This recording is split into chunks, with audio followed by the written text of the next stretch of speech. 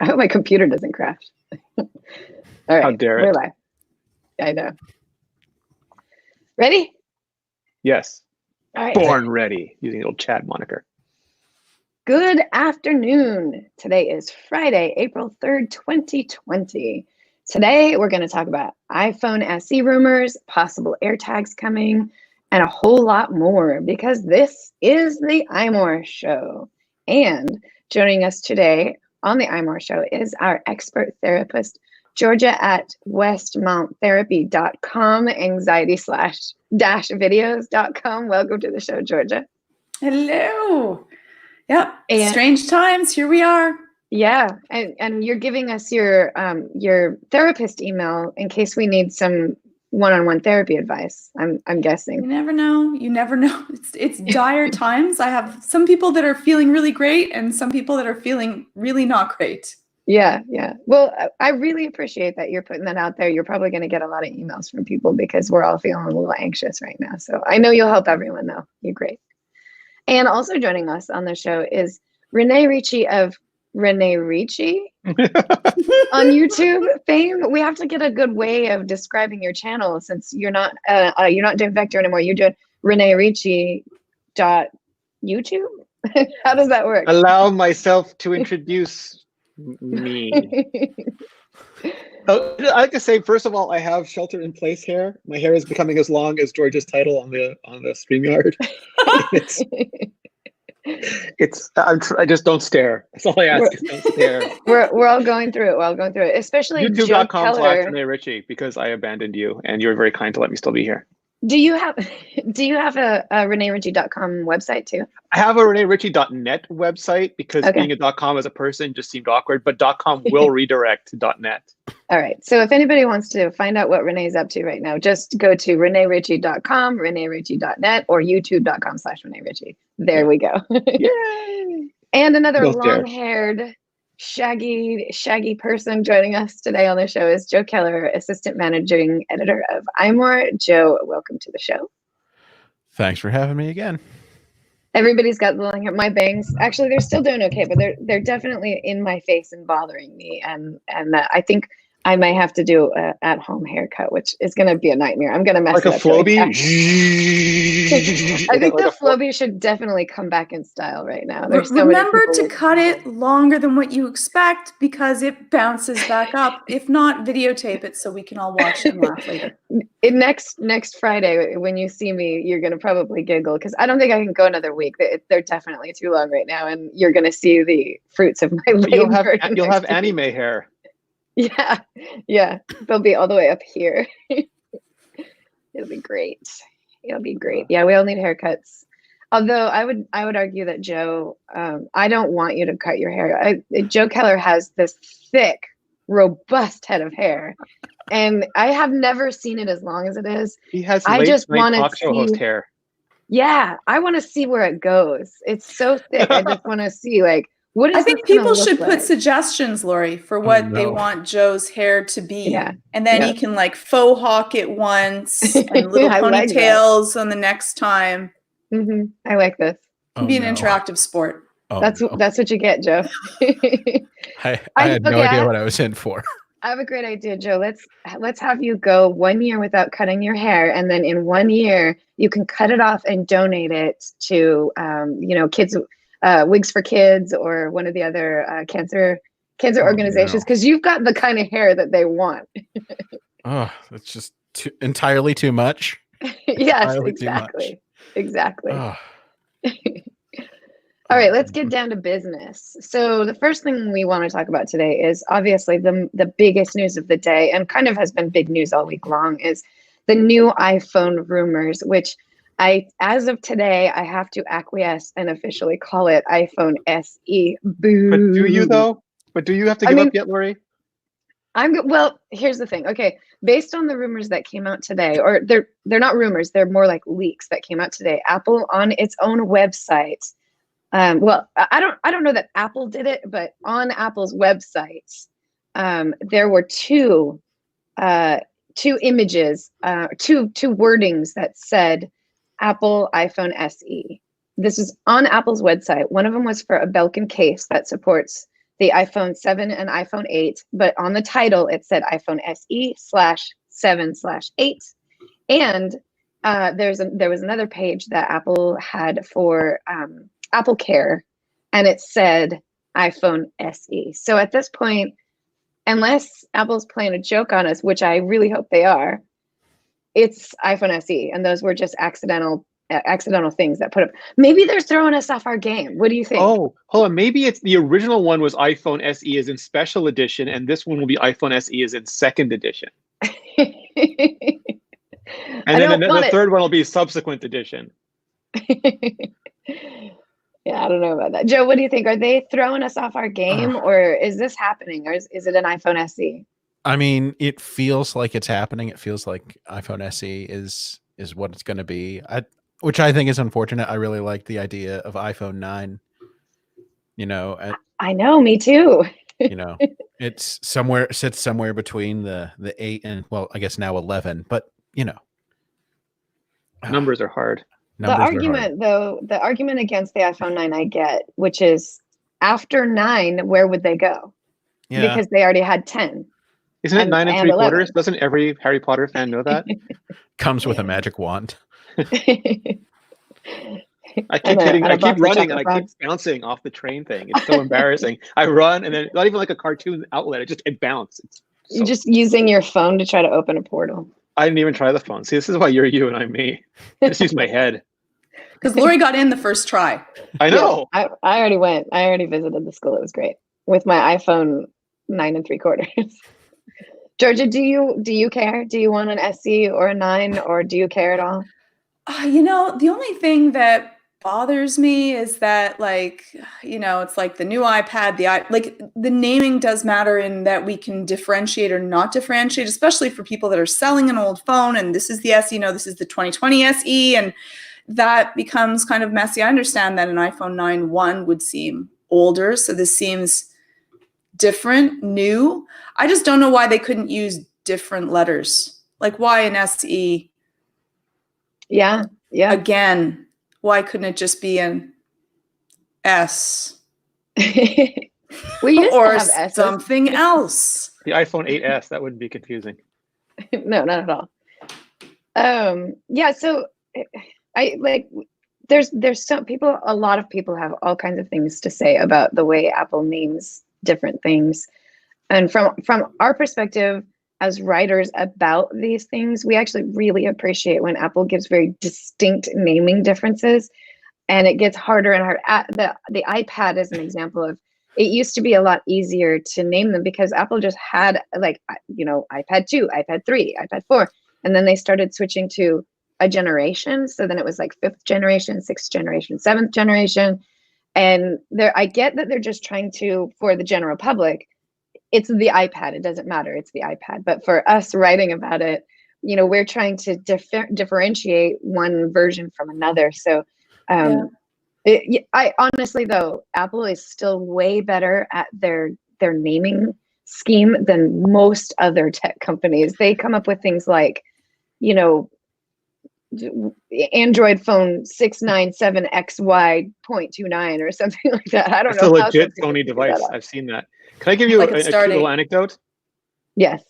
So the story is that when the 12-inch MacBook was coming out, what Apple typically does with new products is they come up with a name they think is the name, but then they make a list of all the other names. And I believe the 12-inch MacBook was originally MacBook Stealth. Someone thought that was a good idea. And that was the top of the list. And then they had all these other names underneath it. And they just go through them, and they good points, bad points, possible conflicts, collisions, you know, unintended consequences, how if they get translated and they become inappropriate in another language, all those sorts of things. And they cross things out. And then at the end, they were just staring with it, and they're like, no, it can't be Stealth. And they just went with MacBook. That was a good choice. Yeah. I just wish that they would just use the date. It makes it really simple. They could have the Pro, but the 20. It seems old. Like the next year, it seems old. But it is. And they like, you know, if you have an iPhone 5, we also know that it's old. Only when the 6 comes out. If you get an iPhone 5 in September, it's not immediately old in January. No, but the same thing with the date. It would be exactly the same. Like when you have your MacBook, we look at it by like the size and the date. Yeah. Period. That's how it's Yeah. sold. That's how we speak about it. If you're buying one from someone, that's how they talk about it. It becomes messy. Like, what are they going to have? The 15, the iPhone 15? It's kind I'm of only ridiculous. laughing because butterfly keyboard. You have a butterfly keyboard on your MacBook. I think that's how it became. Well, yeah, that'll be my differentiating factor. But Yeah. it just would be clean and easy. And now they have an SE, and they're gonna be differentiated by the date. Like, people are gonna be selling them and be like, well, which iPhone are you selling me? And then they're gonna be using the date anyways. So I'm like, why not just go to it before we start hitting all the double digits? The problem that I have with generations, especially when it comes to iPads, so we're on the 4th generation of the 12.9-inch iPad Pro, because there's always been a 12.9-inch iPad Pro as long as that's been a product. But now we have we also have that 11-inch iPad Pro, but that's the 2nd generation. That's the 2nd generation project. So it's the 2nd generation 11-inch Pro and the 4th generation 12.9-inch Pro. And the smart keyboard, or the Magic Keyboard that's coming out in May, is compatible with the 4th generation and the 3rd and 4th generation 12-inch or 12.9-inch iPad Pro, and the 1st and 2nd generation 11-inch iPad Pro. It's so Could confusing. it be any more confusing? Even though they're the same generation of technology. Mm-hmm. Yeah. And my brain is buzzing. Yep. So, in addition to the name, that I think we are going to have to, again, I would love, Apple does have a sense of humor, but I don't think it's that big of a sense of humor. But I would love to find out that they've been trolling us and that it's not going to be SE at all. And they're purposefully putting out these funny little leaks. There was a just year to when throw they us put off. like fake names, because for a while people were looking at the strings and new versions of iOS to see upcoming products like iPad 8.0 and iProduct blah blah blah, and they put a bunch of wacky numbers in there. I don't recall if it was like iPad 3, hamburger, but it was stuff like to show that they knew that you were looking at it and they were messing with you. Yeah. So my hope is that it's still not officially SE, because they haven't announced it. So until they announce it, it doesn't have an official name. But anyway, in addition to the not SE, some other rumors that have been coming out have to do with when it might come out. And that's part of why we're talking about it so much right now, which is there was a rumor that came out yesterday from 9to5Mac that it was potentially coming out today.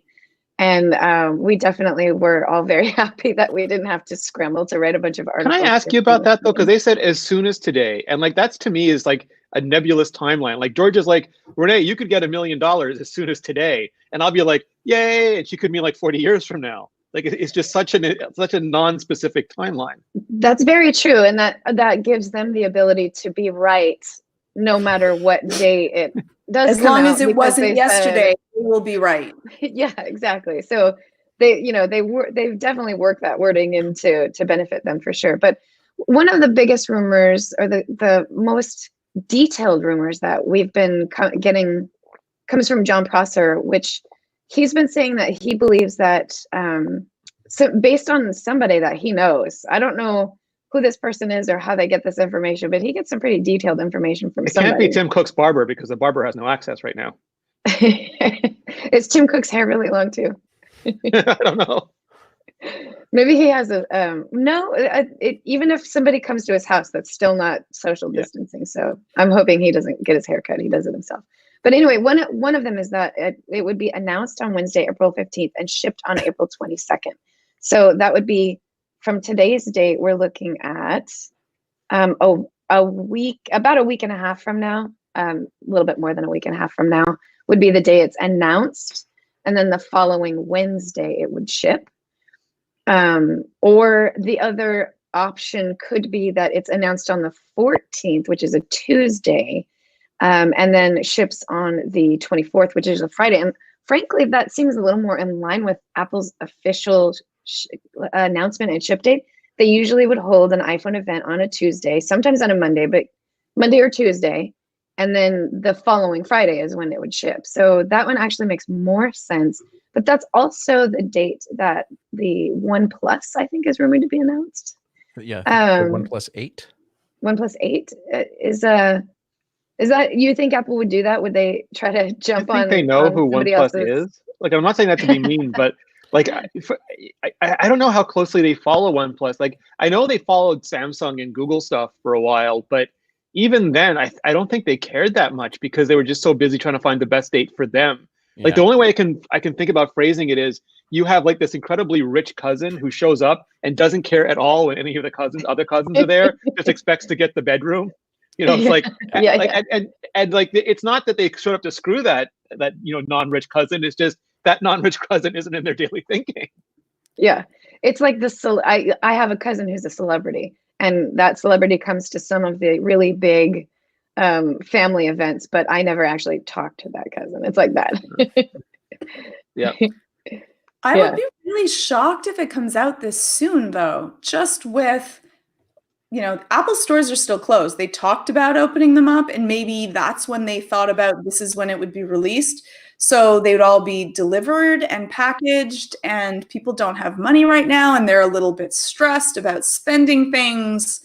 I think that even though we would be talking about it, I think most people are talking about something else. There's a little bit of a pandemic perhaps happening right now. And so I think it would be lost upon the news cycle. It just seems like a really either brilliant or really, really horrible idea to come out this soon before we're kind of off of the cusp of it and before even Apple stores are open. So if you have any problems with this, you're going to be shipping it back for how long? I don't know. There'll be no lineups, no clapping, no cheering, no fighting. It would be this really cold, tired release. And even just the simple thing of having somebody help you set up your phone, which when you buy a new phone, that's one of the things that's offered to you. Would you like to have someone help you set it up in the store?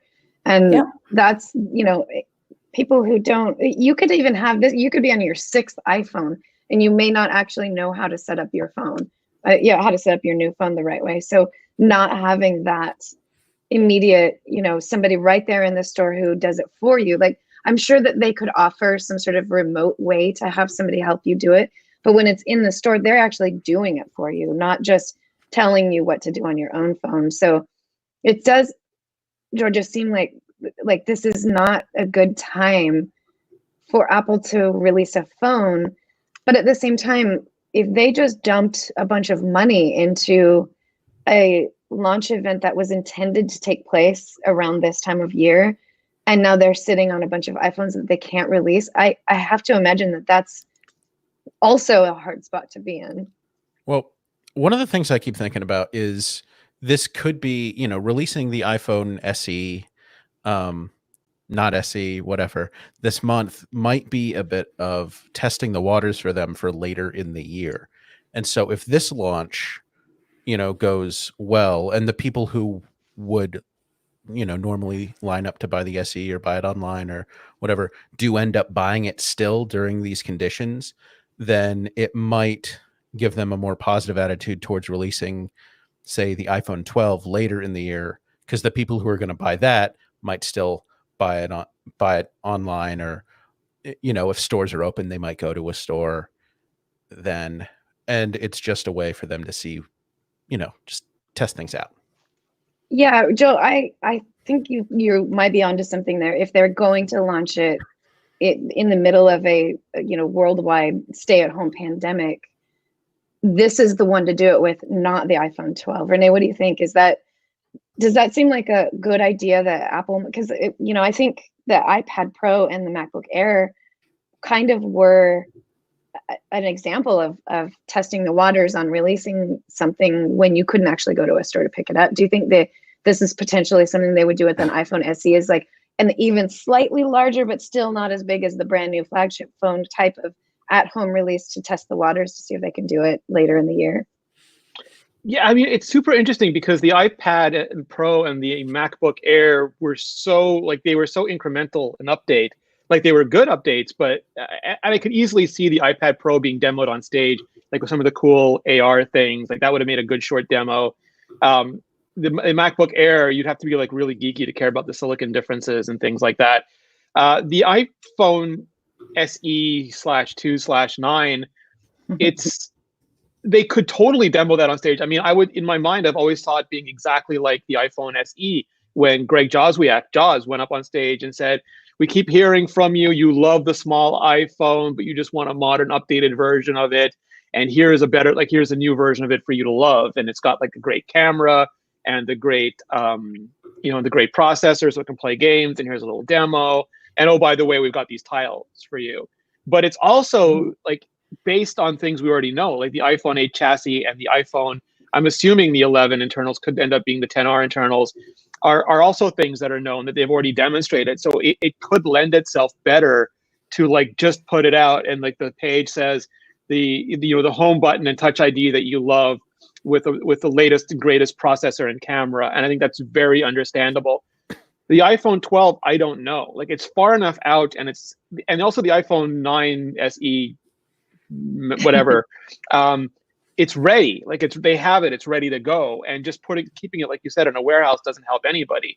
The iPhone 12 is still being developed, and will it be on time? Will it have to be later than usual? There's just so many moving pieces there, and you've got to think they'd want to tell you what the advantages of the 12 are. So I don't think we can. I think it's just so impossible to make any assumptions yet, and I think that's what's so troubling. Not troubling for Apple, but I think they're weighing every pro and con we are and trying to figure out what's best for shareholders, for customers, for the engineering teams, and everybody else involved. If there are any products that people would buy when their money is tight, it would be a phone. Like people are using their phone and their computers more than any other products right now because we're not even using our cars. So selling cars is, no one's even thinking about it. But it's true, we do still use our phones, so I can see that being a treat to be able to splurge on, and people still splurge no matter what on Apple products.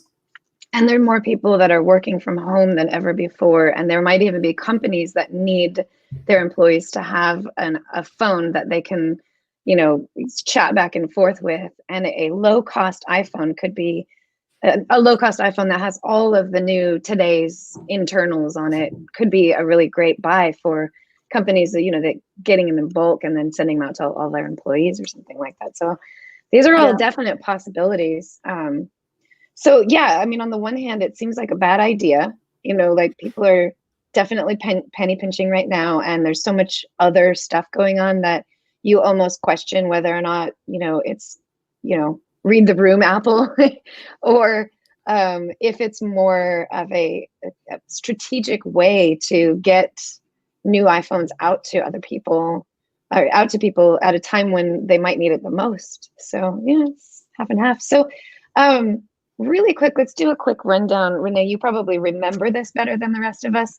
What are we expecting from this new iPhone based on the rumors? What is it going to have? What's going to be inside it? What's the camera going to be like? What kind of storage capacity are we looking at? Yeah, I think the playbook here is going to be nearly identical to the iPhone SE in 2016, and that is the body of the iPhone 8, which means a 4.7-inch screen, LCD, and people will complain about that, but Apple makes really good LCDs, and they have a bunch of characteristics that are good about it. And for people who, there are some people who say that OLED gives them headaches and eye strain, and it's nice that there's an option for people who don't want an OLED screen. And again, Apple makes really, really good ones. And Touch ID, because some people are saying, there's always a problem. Like if you're wearing a face mask, it's hard to use Face ID. If you're washing your hands or wearing gloves, it's hard to use Touch ID, but it's nice to have options. I always think it's good to have these options. So, and some people are just so familiar with the home button, they don't want, they find it fiddly, and it's like an escape lever. It's a de-stressor. It lets them know no matter where they are on the phone, they can press that stupid home button and it takes them to a known state. And it reduces their anxiety. And then inside it, you'll have the Apple, theoretically, the A12 or the A13. I really hope they go A13 just because of the headroom it gives people. It'll last much longer that way. And that'll, it'll unlock all the features that are in there, including the ability to do night mode, which is good, and all the fancy camera stuff. I'm hoping it has the same main camera as the iPhone 11 as well, the wide angle. It's the same one that's on the iPhone Pro. It's just the big single camera in the middle. They could get away with doing the 10R here as well, but I always think the more you can give people now, the longer it retains its value. And then it would basically be an iPhone 11 and iPhone 8 clothing. And the biggest deal I think is at $399, because as great as the iPhone 11 is at $699, there are just people who can't or won't pay a lot for a phone. And if you can give them, and some people are asking like, what, but but OnePlus is a great value, and some of the like the Samsung A series is a great value, and they offer more power for the same price. And I'm like, different context. It's like apples and D&D dice. There's not a direct comparison. The iPhone is super powerful, but it's super consistent, and for some people, consistency is a benefit.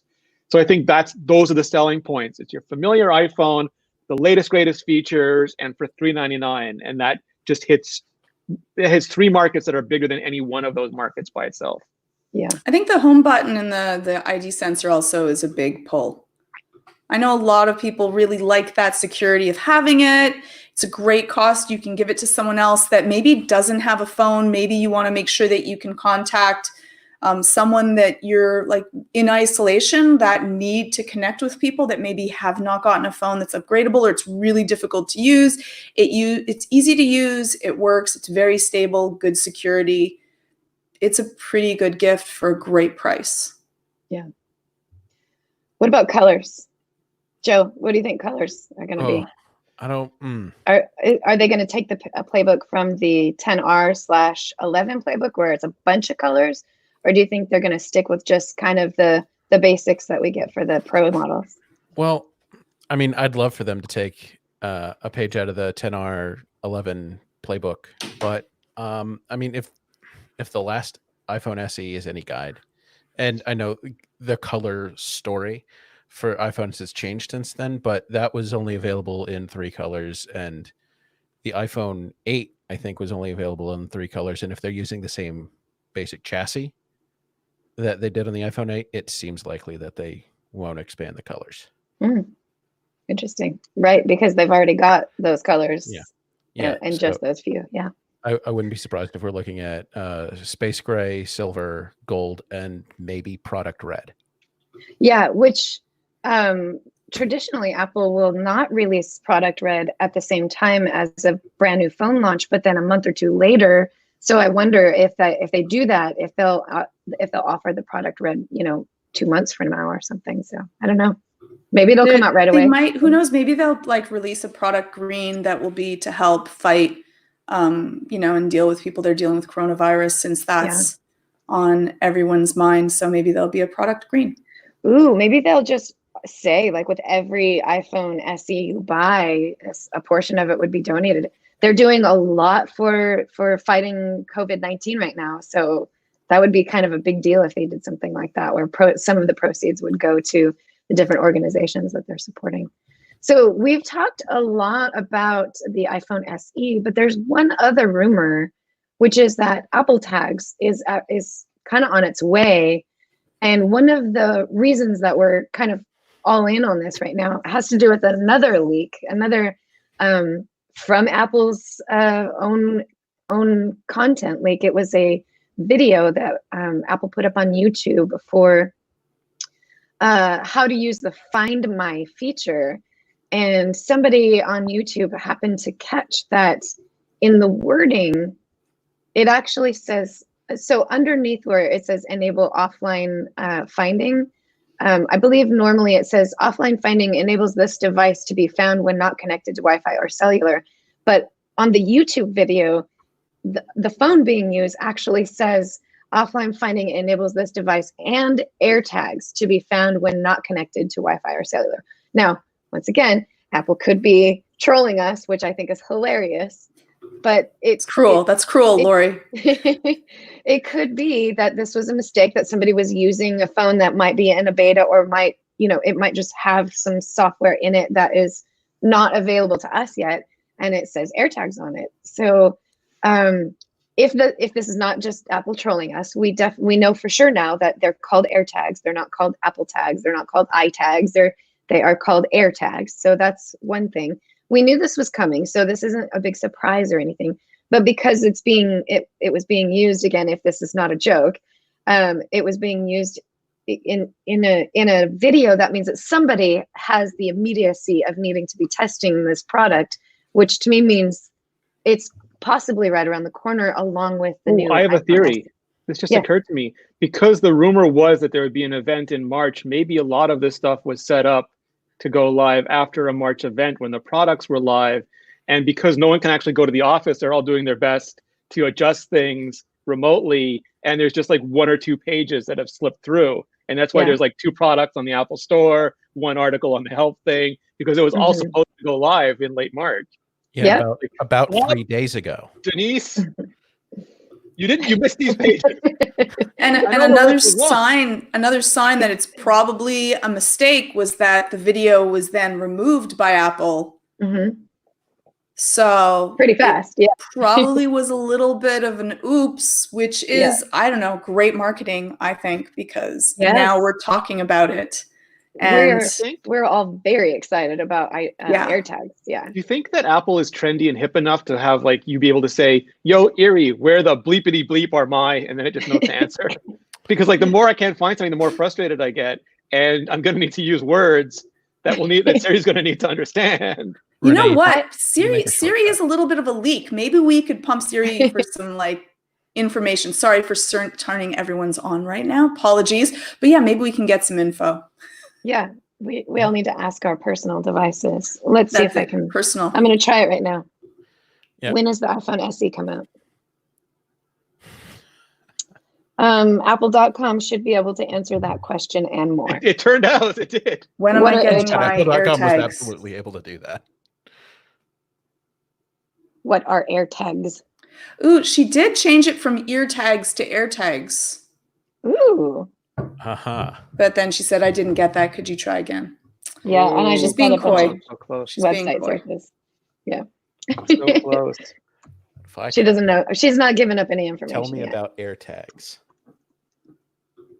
See, and that just now she changed it to AirTags. I thought maybe I'd be able to find something because I'm on the 13.4.5 beta. But see, you don't know. You don't know if it works or if that's just Siri being Siri.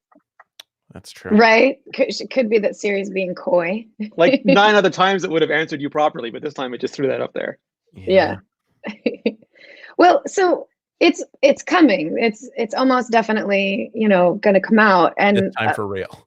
Yeah. Do you think Tile has a right to be so angry about it? Or do you think that, they like, because my philosophy has always been there are obvious products that Google or Apple or Microsoft are going to make, and they are drunken giants. And if you set up your lemonade stand under the feet of drunken dancing giants, eventually you'll get stepped on. And I know that sucks, but you can make an awful lot of money selling your lemonade just outside the area where the dancing drunken giant is. It's it's really hard. Like I have a lot of respect for companies that have built from scratch some amazing technology that's really helpful and really useful. And cross-platform. And then to see Apple do something that gives them a little bit more access to stuff on the inside that other companies haven't been able to do because of the limitations, like the security limitations. It's hard to see that. And my heart goes out to these companies when that kind of thing happens. Just like you're saying, Tile is cross-platform, so AirTags will almost definitely not be cross-platform. But I can see it being difficult. And in the past, there have been a lot of reasons why, like somebody else's version of something is better than what Apple has, mostly because it's cross-platform. Some of it could be that it offers a lot of different things that the iPhone doesn't offer, or the no Apple product doesn't offer. But at the same time, I can see these companies when they get these announcements or they start hearing these rumors of like, this sucks because, we did this, we built this company, and, they're doing it within their own company. So it's going to be beneficial. People are going to want to buy AirTags more than they're going to want to buy Tile because it's from Apple. That's the way Apple people do it. We just buy everything internally. Not everybody, but, a lot of us tend to just go with what Apple has because it works better. It's more integrated with our systems. And these other companies don't get to do that. So I can see them being upset about that. They AirTag or Tile doesn't get to be, intimately tied with your iPhone the way the rumors have it that AirTags will be. So, what that's not it doesn't benefit them for Apple to do something like that. It's not a direct competitor because Apple gets a little more internal access. So yeah, I feel for them. I think it's a bummer when that does happen, when companies feel like they've been Sherlocked, and it legitimately looks like it's something that they really can't, do anything about it because of Apple's privacy and security issues. So that's my opinion. Georgia, do you think AirTags do you think Tile is over dramatizing the situation by accusing Apple of being being anti-competitive with this AirTags thing that's coming out? I don't. I get it from their side, but because I had such a disappointing experience with Tile myself, perhaps I'm not as sympathetic to their plight as I would be. The fact that they weren't waterproof, they didn't really find my dog when I hoped they would. It's Apple's ecosystem. They kind of get to make the rules. Yeah. It still worked on my phone. So it's just, Apple's going to make a better, cheaper product. And are people still going to buy Tiles after that? It's rumored to be waterproof, and it's rumored to be able to work through your system, and you're not going to have to pay overage charges on top of it with rumors. So I understand them being upset, and I think it's more, it's really going to cause a huge dent into their business. And I think AirTags, if they're released relatively soon, would be a huge sell because it's something new. We're a little bit more worried and our anxieties are higher. And that's when security and things that are about your house security, your home security, where is everyone, makes more sense. Your dog is missing. You do not want to search all over the neighborhood right now. It makes sense to stick a little tiny AirTag on them. Your children, your friends, your boyfriend, your car, it makes sense to have all of these things stuck up. And I think that now is a great time for this. So I'm really hoping for the release soon. And I maybe don't feel as much sympathy for Tile as I could. Joe, do you think it's kind of a situation of Apple gets to be what Apple is, and just because some other company tried to piggyback on the popularity of Apple doesn't mean that they get to always own that technology? Do you think that there's something behind that? Yeah, I think it's, just because you had an idea first doesn't mean you're the only person that gets to have that idea. I mean, Android was going to be a BlackBerry type operating system before the iPhone came along. I mean, and so I think I understand like Georgia, I understand the frustration, but no, I think Apple has technology like the U1 chip. I think these AirTags are supposed to utilize ultra wideband, at least on some level. And that's going to be a lot more accurate than Bluetooth from any company, because Tile's not the only one that's going to be affected like that. There's also, I think it's called Chipolo. Yep. Yeah, there's a couple of different companies. Yeah. They there are other companies that make tags like this. And so, I just, Apple has the technology to do this better. So why shouldn't they? Yeah, I think you definitely have something going there. And Renee, I think you kind of were hinting at that too. And though my heart goes out to these companies because they've, worked hard and built up these technologies, but what it comes down to is definitely that just because you piggybacked off the popularity of Apple doesn't mean that Apple doesn't get to do their own version, their own, create their own technology around that. And I do still think though, because of Apple's sort of, security and privacy lockdown, that does make it difficult for these other companies out there too. I mean, they jump through hoops to try to make products that work with iPhone. That's why there's so much more for Android out there. There's so much more for Google and Amazon products out there, like in terms of personal assistants, because it's so much easier to do it. Any company, they could just throw a little bit of code in there and suddenly it works with whatever they want. And it's a lot more difficult to do that with Apple products. And so I think it would be nice if Apple were able to bring in certain developers, trusted developers, and they could even have a special sticker on their box that says Apple trusted developer or Apple trusted product. And these companies would be allowed to have the same level of access that Apple does to your internals, because it's not, nobody's trying to, take other people's privacy. Nobody's trying to track where you're walking every day. They're just trying to provide the best service, the most convenient service. And Apple might even be able to help other companies create similar technology that doesn't track them. So, that the way Maps, it kind of cuts off the front end and back end of your trip so that it's not keeping information. That's something that Apple has created in order to have a more robust privacy and security feature for us as users. So it's not tracking us where we're walking or where we're driving. That's some kind of technology that they could share with other companies and give them the opportunity to do that kind of same thing. Well, it's interesting. Oh, sorry, Renee. No, after you, Joe. Well, it's interesting. I'm thinking about. I think of AirTags and these sort of location tracking services as part of Apple's U1 chip, which uses ultra wideband. Now, the U1 is Apple's own chip, but ultra wideband is a standard.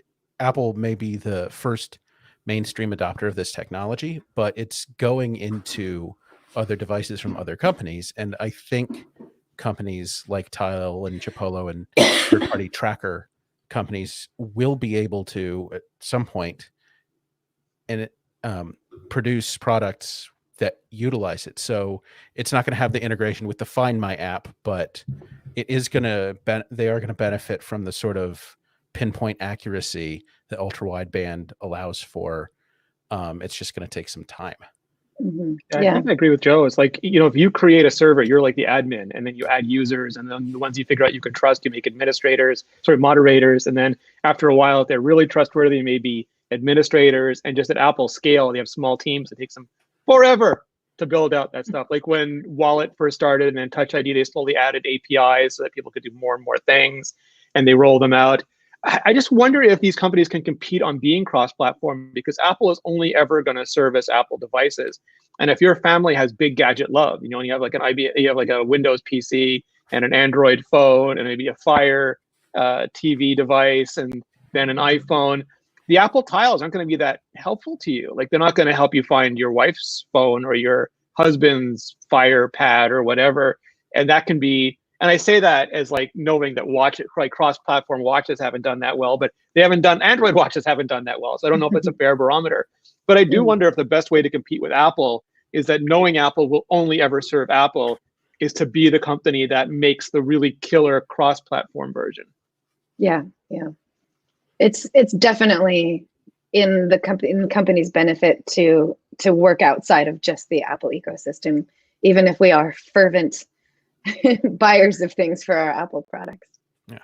But before we move on, I want to take a moment to tell you about Thrifter. So if you all jump on over to thrifter.com right now, pick yourself a nice, and don't be surprised at the new design. I will talk about that in a moment.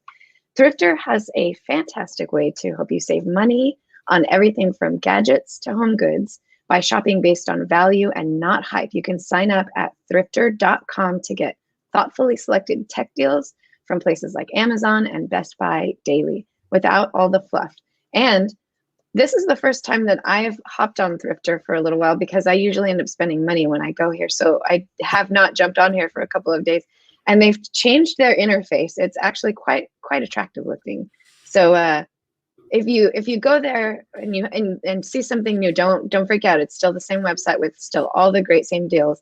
They're just getting a little bit more robust with a little more conversational with us. So it looks like a little bit more like a website and a little bit less like a just buy it now kind of thing. But Joe, let's have you pick one of your best deals from thrifter.com.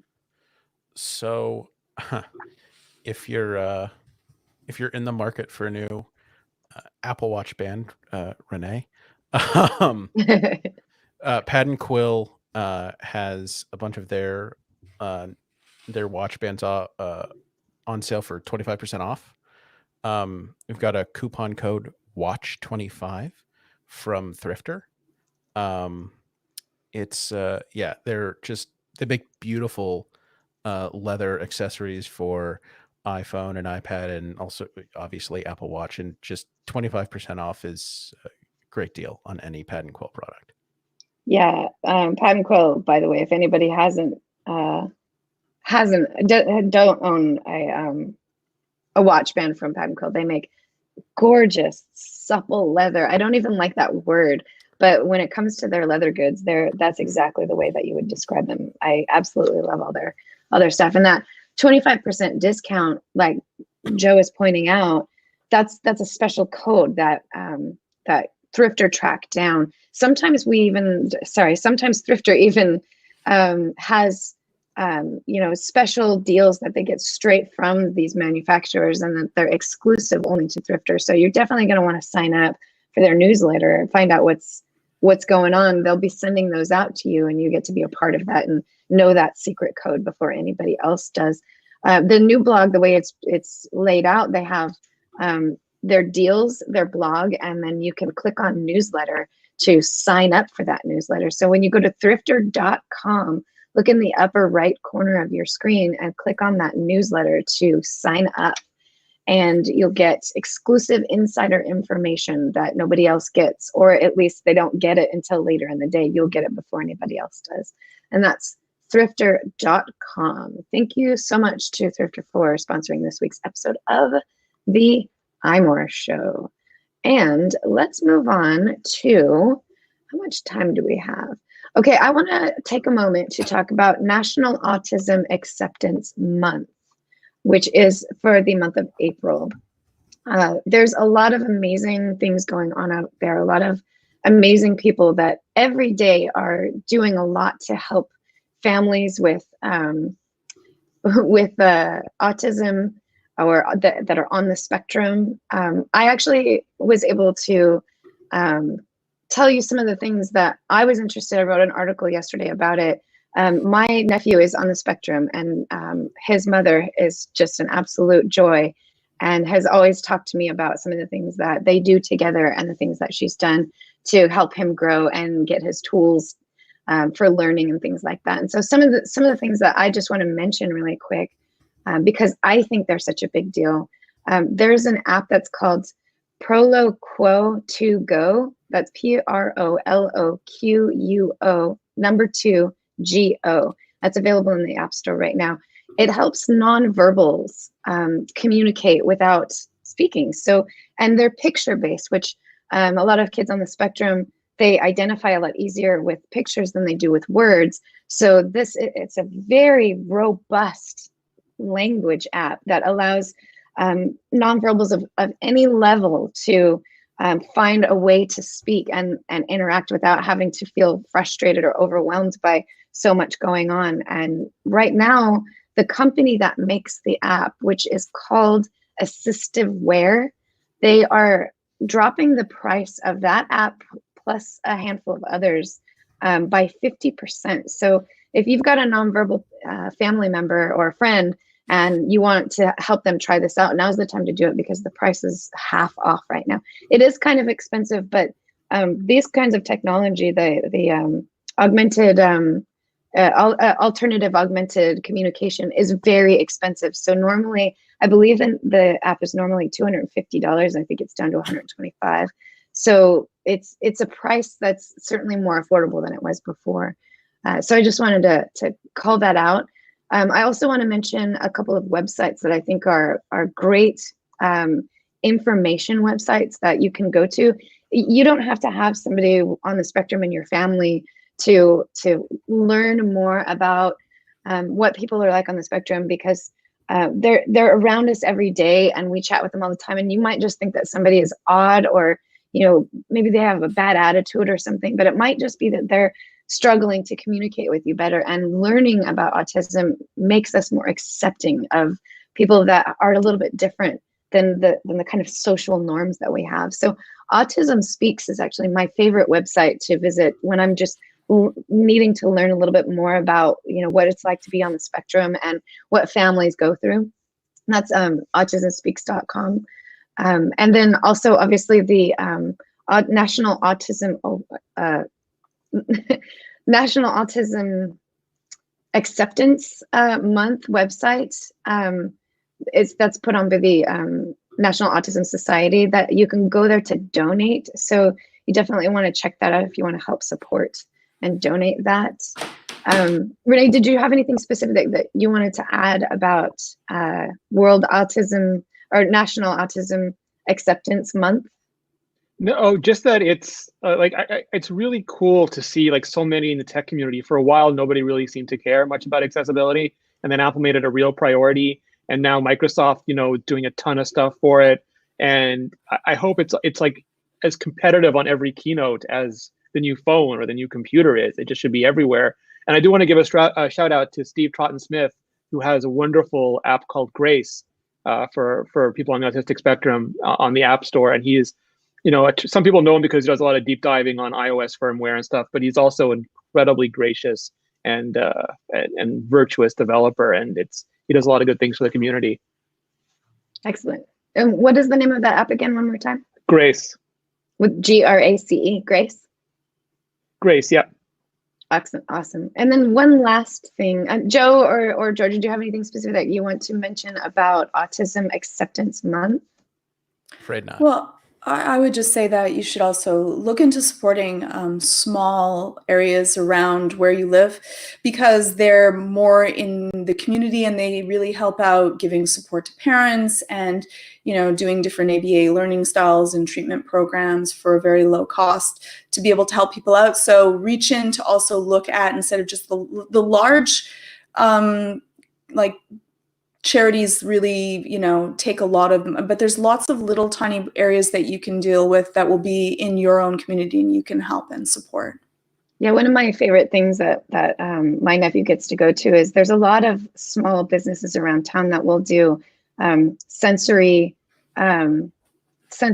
quiet time days, mm-hmm. where like a ball pit where there's a certain day where they turn off all of the sound and they turn up the lights, and they don't allow a bunch of people in at the same time, so that kids that have sensory overloads, they can go there and feel more comfortable and enjoy their space.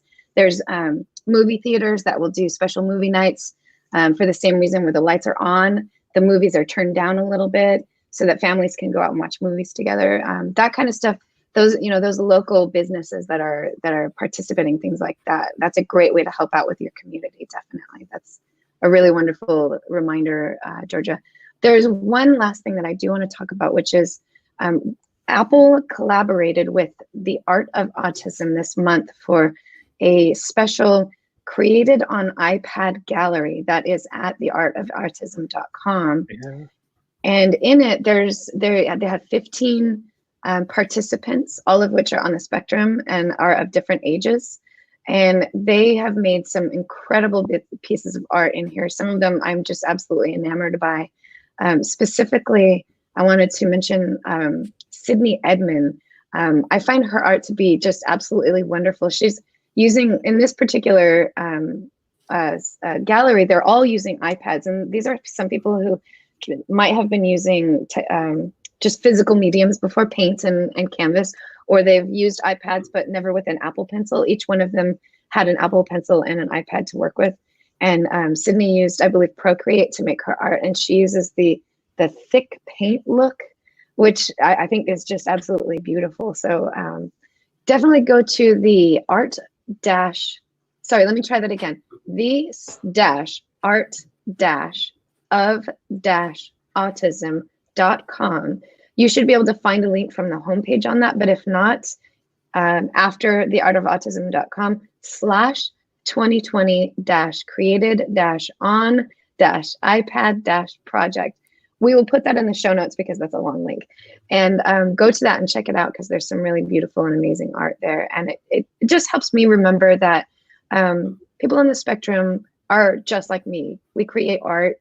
We find ways to express ourselves in all manners, and they're not different. They just look at life and experience life slightly different than I do. And they just take everything from a unique angle, but they're feeling all the feelings that we feel and having all of the experiences that we have. So definitely, find a way to be accepting of your spectrum family members and friends out there. One more thing that I thought we could mention. We'll end on a low note, actually. Let me just, actually, you know what we'll do instead? I was going to talk about Zoom, but it's such a hot mess. Maybe we'll talk about that next week because there's going to be more. Let's talk about one thing that is a big deal that came out, which is that Apple bought Dark Sky. How crazy is that? Yeah. They went splurging during the shelter in place. Yeah, I mean, it didn't happen fast because obviously they were doing a lot of talking in the background. But I read the blog from Dark Skies. It's their blog post about it, and they're just like, we're now owned by Apple. You're going to have to agree to the new terms of privacy. We're taking it down from Android pretty soon, and we're also taking it off the App Store pretty soon. Done. So I have a theory. My theory, well, first, I'm not shocked that they're taking down the Android app or the website. I'm shocked they're keeping the iPhone app, honestly, because usually when these teams go into Apple, and I know workflow is probably a good indicator, but it never had a cross-platform app. They don't have time to do anything else. Like Apple wants them to turn around and make whatever Apple wants them to make immediately. And there's, oh, sorry, Tim, we've got to go recompile the Android app right now. He's just like, who are you and why are you still working here? You know, it just doesn't happen. So I'm shocked that they're at least keeping the, but my guess is that right now, Dark Skies, if people aren't familiar with it, it's a weather app that specializes in hyper-local forecasting. So it doesn't do a lot of things. It doesn't do, like, there's weather apps that do far more. IBM has bought most of them, which might be why Apple's panic buying the others, so that IBM doesn't lock down the weather market. But what Apple Weather doesn't have is radar. And what Dark Skies is good at in the US and the UK, because it's not in Canada, it's not in the rest of Europe, is this hyper-local thing. Like Georgia, it is going to rain in 3 minutes and it will stop raining in 12 minutes. And it's going to rain in this area. And that's really powerful, especially as Apple's moving to more hyper-personal computing. So if you're out walking around with your iPhone or Apple Watch, or eventually your Apple spectacles, whatever they are, and you suddenly get a warning coming up saying it's about to rain, you know, or if you continue walking this way, it's going to rain, that's a highly valuable data layer to add, not just like as an app, but as ambient computing, which is where all of us are going. And if Apple could take that and put, and I know, like, as much as they did Apple TV in 100 and something countries on first day, they haven't been able to roll Apple News out beyond like 3 countries. So whether it actually does go international, we don't know. But if they could do that internationally, that's a really compelling capability for standalone AirPods, Apple Watch glasses, all these things. It's their, you know, and like Google got Waze, and then Apple said, well, guess what? We're going to take the sky from you. Turns out you can take the sky from Google. I'm a leaf on the wind, Joe. Too soon. Watch out. Well, we have come down to the end of our hour. I want to thank all of you for joining me today and having a chat about Apple. It's been a lot of fun. So thank you very much. And I'd like to give a shout out to everybody who watched us live today. I know everybody's kind of sheltering in place and working from home, but I think our viewership live doubled from last week. So thanks to everybody who watched us this week live, and feel free to join in and participate in the conversation. We read everything, and when we get a chance, we do talk about it or address questions that you have. So we love to see you chatting. It's been really great to kind of pay attention to what everybody's talking about too. And thanks to Jim Metzendorf for everything that he does to make us sound good. We really appreciate you. We couldn't have what we have if it weren't for you, Jim. So thank you so much. And thanks to all of our listeners who are not listening live, but who are maybe listening later today or over the weekend. We really appreciate you too. I know it's a lot of people just don't listen to podcasts as much right now because they're not commuting back and forth. So every single person that's out there listening, thank you so much. We really appreciate having you. And you'll have a great day, and we'll talk to you next week.